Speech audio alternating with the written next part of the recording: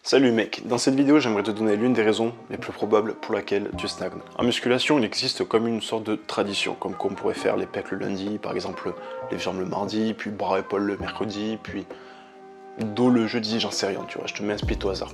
C'est un exemple pourri. Tout ça pour te dire que, par tradition, on aime bien faire un muscle par jour. Le problème c'est que justement ça pose problème. Pourquoi? En tant que débutant, cette façon de diviser les groupes musculaires dans la semaine n'est pas optimale pour optimiser la prise de masse musculaire. Pourquoi? En fait, en musculation, il existe une idée reçue. Une idée reçue comme quoi il faudrait péter la fibre pour qu'elle se reconstruise plus forte grâce aux protéines.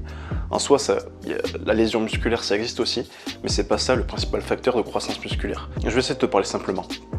Ton corps, toute la journée, il produit des protéines et il en détruit. Et il existe un ratio, une différence plutôt, entre le taux de protéines, enfin le nombre de protéines qu'elle construit et le nombre de protéines qu'elle détruit. Pour prendre de la masse musculaire, il faut avoir ce taux de protéines qui est construit plus haut que ce taux de protéines qui est détruit. En anglais, on appelle ça le MPS, donc la Muscle Protein Synthesis, donc la synthèse de protéines musculaires. Donc ça c'est le fait de construire les protéines, et de l'autre côté, on a la MPB, donc la Muscle Protein Breakdown, donc le fait de détruire les protéines.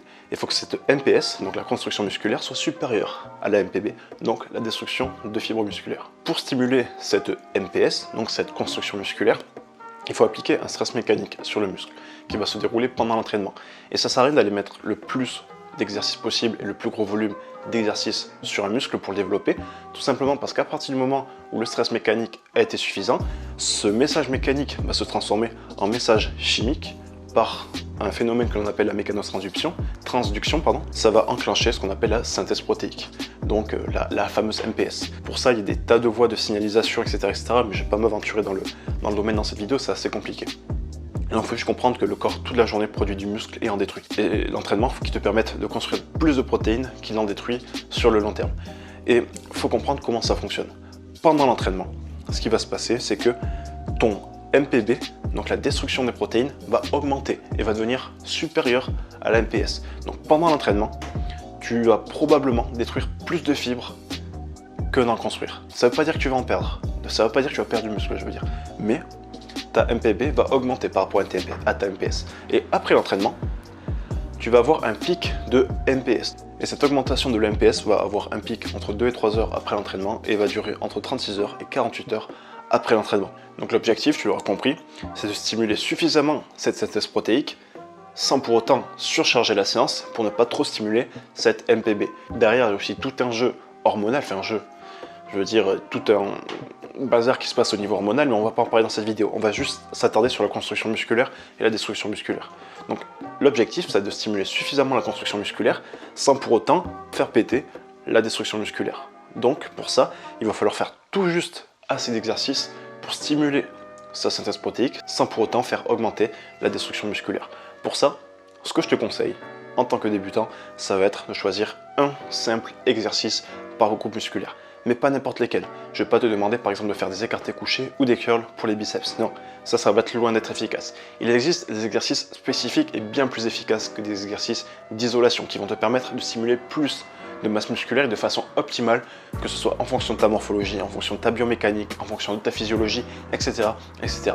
Ces exercices, tu vas devoir les choisir en fonction de toi et pas choisir des exercices juste en fonction de ce que tu trouves sur internet. Alors évidemment, j'ai créé un programme anti-skinny fat et tu peux y accéder gratuitement dans la description.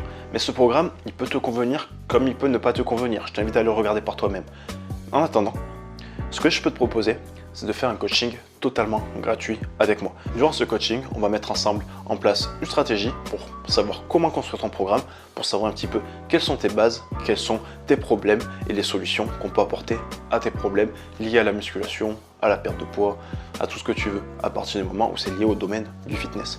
Donc si tu veux un coaching gratuit, et je répète, c'est gratuit à 100%, tu réserves un appel gratuit dans la description. Ça va durer 20 minutes. Pendant 20 minutes, je vais vraiment établir quels sont tes problèmes, quelles sont les solutions qu'on peut y apporter, quelle stratégie faire pour arriver à cette solution, etc., etc. Tu vas voir, c'est hyper intéressant. Et pourquoi je te fais cette vidéo? Parce que si c'était juste pour faire une vidéo pour faire une vidéo, le problème c'est que la plupart des débutants, comme je te le disais au début de la vidéo, vont faire les pecs le lundi, le dos le mardi, les jambes le mercredi, etc., etc. Diviser les groupes musculaires. Et le problème c'est quand tu fais plusieurs groupes musculaires, quand tu fais un seul groupe musculaire au contraire en un jour, par exemple tu vas faire les pecs le lundi où tu vas faire du couché, des écartés, du développé incliné aux haltères, puis des dips, etc., etc. Tu vas faire 4, 5, 6 exercices pour les pecs. Tu vas surcharger Enfin, tu vas donner une tension mécanique énorme à ton muscle. Donc forcément, d'un côté, MPS, donc ta synthèse de protéines va être un peu plus stimulée. Mais ta MPB, donc ta destruction de protéines, va être stimulée encore plus que ta MPS n'a été stimulée. Donc au final, même si tu stimules un peu plus ta croissance musculaire de l'autre côté, la MPB va juste exploser. Et en plus derrière, il faut aussi prendre en compte la récupération. Et plus tu vas surcharger ton muscle au niveau des exercices, plus forcément ta récupération va être longue. Et l'objectif, ça va être de limiter au maximum cette récupération pour être le plus fréquent possible dans tes entraînements et donc stimuler au maximum ta synthèse de protéines musculaires pour que tu puisses prendre le plus de muscles le plus rapidement possible et justement devenir le plus énorme, le plus athlétique, le plus sec possible. Et c'est pas, encore une fois, c'est pas en faisant les pecs le lundi, puis le dos le mardi, puis les jambes le mercredi que tu vas y arriver, pardon. Non, ça, c'est du bullshit.